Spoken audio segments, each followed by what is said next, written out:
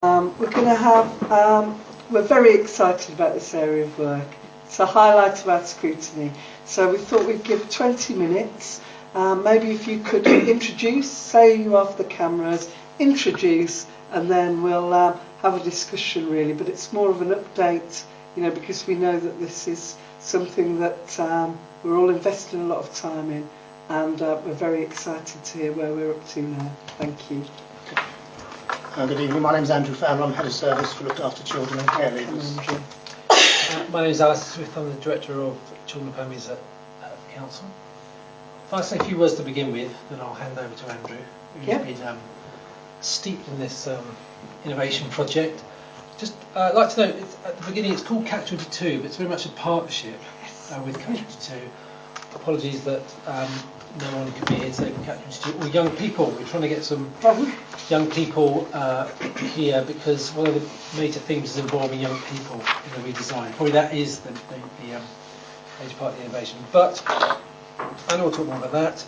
Just to say that the work that Scrutiny did in relation to care leavers was very timely in relation to what was going on in the sector about parenting and really upping the expectation with new statutory guidance and increasing duties, which the government's done around that, as well as our innovation bid and at Ofsted, which Ofsted said we had really good outcomes for care leavers. They said our staff were terrific, which was one of the things they kept saying, but they couldn't quite work out how we got some of that.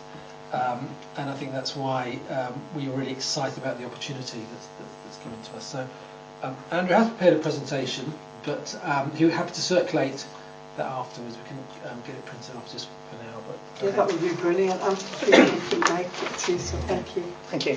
So the background, there are currently 390 care leavers open to the care leaver service in Southwark and 34 care leavers in other service areas. But outcomes for care leavers are not what we'd hope for our own birth children, and we find that the currently highly specified system is bureaucratic and it gets in the way of developing good effective relationships needed to sustain young people through into adulthood. We find it's hindered bureaucracy and compliance, and it's tied by traditional statutory roles. In the main, services are not matched to expressed care leaver needs, and that's something we want to try and address. So overall, services in Southwark for children are good, but for care leavers we need to do better. We want to create the first care leavers partnership, a new delivery vehicle owned by Southwark Council along with Catch 22 and potentially other parties as well. And we want to put young people front and centre of the work that we're doing. We want to enable innovation, and we want to think about delivering the care leavers pledge. We want to engage the current cohort of 16 to 25-year-olds in co-designing and delivering a flexible service that meets their express needs. We want to dramatically improve outcomes, and the partnership will test and establish a new transformational staffing model. And we want to develop an innovative culture with a team around the person who can provide the best support to the young person, which may or may not meet a personal advisor in that time. In order to deliver this innovative model and transform outcomes for young people, we want to co-design the service with young people and practitioners, as well as establish significant levels of buy-in from the local community, and later down the line perhaps explore the role of businesses as well. So a partnership summary. Catch 22 and Southwark Council are joint development partners. We've got 1.6 million total award from the DfE Innovation Programme, and it sits within the wider Children's Social Care Innovation Programme. It's a 2.5-year duration. It's independently evaluated by Ipsos Murray, who are appointed by the DfE, and it's a programme managed approach jointly implemented by Southwark and Catch 22. But the key thing is it's a co-production with young people and other stakeholders, including staff. So outcomes, we're looking for this to develop. Been thinking very carefully about outcomes, and the 5 outcomes we've got here are: care leavers are safe, care leavers have a place they can call home, care leavers are in education, training or employment, care leavers are healthy and they feel well, care leavers have enough income to support themselves well, and care leavers have good, established, sustainable networks. And one of the things we're doing with innovation funding is we're recruiting a dedicated staff member to lead on this work, working with care leavers to identify support networks independent of services. The intention behind that is to enable care leavers to have independent, lifelong, sustainable networks, thinking about the family group conferencing model and the lifelong needs model to do that. and we're just in the process of recruiting staff. So in terms of the timetable, the phasing diagram, so project setup was April to October. We're currently now March 18 preparing for change and looking forward to April to December when we're going to be piloting the new model. In the creating period, we're working collaboratively with staff and young people to design the best possible model for leaving care. And this currently includes confirming what we think good looks like in various areas, establishing how we're going to measure success in the model, and agreeing what the delivery of our model looks like for young people and for staff as well. So we've got a phasing diagram here, I've got an email around. So designing our model, we're thinking about the enhanced local offer and the key partners and agencies around that. We're confirming what we believe good looks like there and what the promise and the pledge for Southwark care leavers will be. We're building the wider partnership response for young people and care leavers, and there's 6 key areas in this, which is health and wellbeing, relationships, developing positive networks, education, training, employment, accommodation, and participating in society. So we need to establish the evaluation model, and we need to establish criteria around that. And currently we're thinking about our operational model, because the pilot's due to go live in April. Wow. So we're agreeing what the delivery of our model looks like and feels like for young people. And currently we're working with Dr. Jenny Taylor, who's the leader of the clinical hub in Southwark, to think about the STAIRS model, which is a methodology of social work practice. Infrastructure and technology. We need to make sure we've got the right back office support to support innovation and new ways of working so we can see and support our care leavers in places and be a method that are most effective. So we're thinking now about a pilot of new technology, about how we can communicate better and more effectively with people out of borough, whether there's apps we can develop and whether we give people live access to their pathway plans and their records on Mosaic, if that might be possible. That's something we're thinking about now. Pathway plans, we've got a working group now, a work stream developing pathway plans. We want to try and integrate this new methodology, the STAIRS approach, through pathway planning, and we're working very closely with Catch-22, with the STAIRS lead, and with the practice group leading care and young people, Faye, the participation worker, to think about how our pathway plan might be different and actually be young person centred, not a bureaucratic exercise. So it's a living, meaningful document to young people that actually they can buy into. Quality and governance, we need to ensure everything we do is high quality, effectively governed and strategically relevant. So co-designs are what the centre we're doing. We've got a number of aspects to this. We've been working with group workshops, we've been undertaking surveys, interview panels, there's the Young People's Benchmarking Forum. We've had young people come to my recent service day and did a presentation and work with staff around the Ofsted report and our improvement planning. And that was a bit of a challenge for some people, but it's something very effective, and we made a commitment that young people will always be a part of our service days going forward.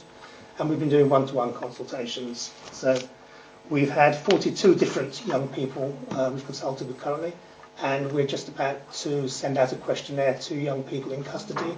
We've designed a questionnaire around that. We're offering payment into their canteen for engaging with that because we recognise young people in custody as a particularly vulnerable group, and we want to make sure that they get the service, a good service and a proper service, and that they're supported well by us. So we're just trying to find out from them the current degree of service they're receiving and how we can do better to support them. And then we're going to follow that through with a survey and work with the young people out of borough.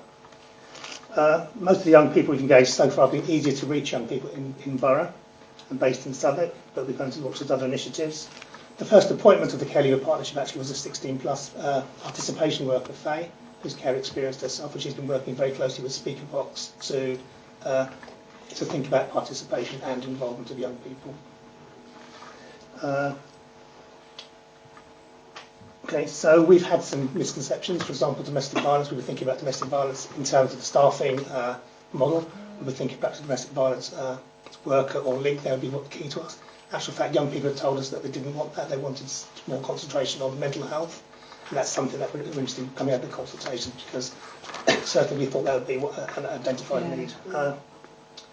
So some of the themes we've worked with young people on is feedback on the service, housing, mental health, emotional well-being.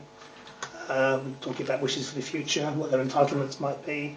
We've had a workshop with young people and with staff on the PA role, and tried to deconstruct the PA role to see what's important to young people.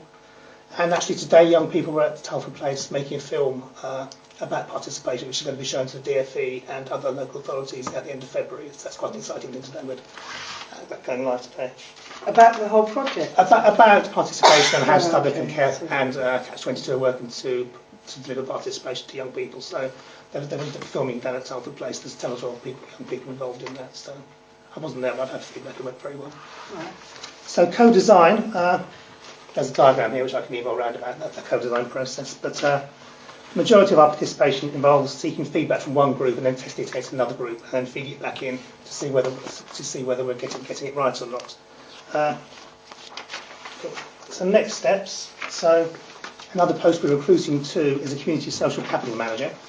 Bit of a mouthful, but they'll focus on building social capital, trusting social networks for young people in the community, perhaps with local businesses as well going forward. And part of their remit is going to be developing a volunteer programme to form part of delivery pilots and service redesign in Southwark. We're thinking about developing a peer mentoring programme. We're designing engagement programmes for target audiences where gaps are identified, perhaps with local businesses again, and developing and implementing creative options for care leavers that live outside the borough and are in custody. So we've been thinking about staffing models, and we've been thinking, for example, do staff have to be based in Southwark if we've got a cluster of young people in Kent? Could we employ people living in Kent to work with people living in Kent and things like that? Can we use technology? Can we perhaps use iPads and iPhones and make use of social media in other innovative ways? We've been thinking about who PAs could be. Can certain aspects of the PA role be delegated to other people, foster carers or other trusted people? The other one we're recruiting to is the Sustainable Community Networks role, which I've already spoken about, which is intended to promote autonomy of young people, and rather than have people dependent on social services or other providers, they actually have a sustainable network that when their case is closed, there's no cliff edge to fall off, that people have a network of trusting, supported people in place that they can depend upon when we're no longer there. We're also collaborating with other innovation projects such as PAUSE and beginning to reach out to wider partners such as health and other agencies. The local offer, the enhanced local offer, is further driving the care leaver agenda, and it's a duty under the Children's Social Workers and Social Work Act 2017. And we'll be thinking about now what that's going to mean, and we just started to put a work stream developing the enhanced local offer for our young people. We're also designing the operation pilot to test ways of working, and we're considering an options appraisal for alternative delivery vehicle to see what that may mean in terms of where the project sits in respect to the local authority. So that's a whistle-stop tour of where we are. This seems really exciting. It is very exciting times. One of the most exciting things we're doing, isn't it? It is, really? Catch-22 and It's not finished and you're making films about it. Yeah. So Catch-22 is a nationally recognised organisation with a great deal of leadership and experience in the sector, and they're a very helpful partner. Yeah, they're very good. I saw one of your PMs at a meeting that I chaired the other day, and she was absolutely brimming with the excitement and enthusiasm about the project. So looks like you've got your team in place. Okay, I'm going to open it up. I just had a couple of questions before I do, if I may, and that is the governance. What does that look like? Have you got a board of young people, and is Councillor Mills on it, and what does the board look like? Presumably it's not like not that we have stuffy boards, but it must be a bit more exciting than what I mean, your usual board structure. So that was my first question. The other one was on the Children and Social Work Act. It's a good thing to deconstruct the role of the PA because it's becoming more prominent again. But have we got many people that have come back? Have we communicated with people that now, under new legislation, we can actually support them? And how's that been? And I suppose the third thing that I wanted to say was just, well, I'll just leave it there and then I'll open it up and come back. I mean, related to governance, it's a work in progress. What you've heard is a lot of work around the project, really trying to decide how we're going to form things. So it's been just simple project management. I think as we go into this year and we start to implement the pilot, so what was meant by the pilot was a smaller group, kind of testing approaches before we might move into doing the whole service out that way. And I think we're going to put another layer of governance on that. So young people are very much involved in that, and there's a parallel young person's board for that. But really, it's just been mechanics of project, really. So it's not really, there's no decisions being made yet, effectively. So we're going to start to look at how that relates to corporate parenting and to the Children and Adults Board, and ultimately think about how that, if we make the right decisions about alternative delivery vehicles, and that's the right way to go. It will only go that way if it's going to benefit significantly children and young people. That's really important to say that. But then how the council is involved in the decision making around the governance around that. So that's about governance. I mean, do you want to answer the bit around K25? So we currently have been accepting care leavers back anyway. He's always done that, I have to say, Andrew. Oh, really? So we had a bit of a conversation. Now we're getting paid for it. So if somebody comes out with a need, I mean, corporate parenting, when does that end? When doesn't it end? So we would always help a care leaver anyway, and we have a returnees interview. We're currently putting in place processes to think about how we're going to put the word out there to young people. Because some people won't want any help. They'll be like, yeah, I mean, I think what the government anticipates is that we won't have the same duties to care leavers. We won't have a duty to get in touch every 8 weeks, for example. No. I've been speaking to our data people about how we're going to track them on the system and differentiate them when they come back. Because some people may come back for a specific piece of advice, we may do an assessment, and they want help with their housing, and it takes 6 weeks, and you give them help with their housing, and you help them to get housed, you close their case. And you say, if you want to come back for more help, come back, and that's a discrete piece of work. Other people may present with more complex needs and with greater difficulty, and may actually require a service up until the age of 25. So it's difficult to anticipate what it's going to look like, but we think probably people with more complex needs will come back initially, because they may be facing substance use issues or housing issues or domestic violence or a variety of different things, but we're not quite sure how it's going to pan out in terms of workload.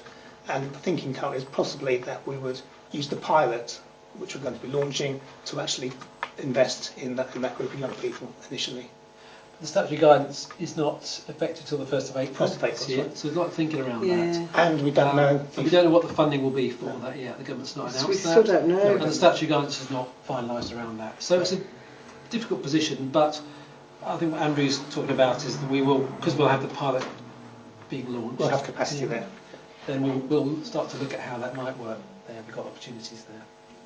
And one of the strands, sorry, I'm coming in, is about your network. It's not about the statutory support that you get. And we know from our own life experiences that the networks of support that you need do not end at a certain point. They don't end neatly at 18 or 21 or 25. Exactly. Many of us you still have parents. You rely on them throughout your entire life. So how can we do something in this project that really looks to kind of equip these young people with a network for their entire lifetime? I think that's right. I think 2 of the posts are about that, family group conferencing, and about community involvement. And one of the distinctive elements, firstly, it's about involving young people in co-design. Secondly, it is about social capital. Because actually a success would be helping more young people, but actually not necessarily needing the service more. It's about how we help them earlier and ensure that they've got the right people around them to help them, as they would from our own families. That's what we want. Yeah, no, absolutely. Networks are crucial, and the more advantage you are, the more networks you have without even knowing about it, jobs, and so absolutely. Okay, sorry, I'm gonna. No, you actually took my question. Oh, no, sorry, but it might come up. It might come later.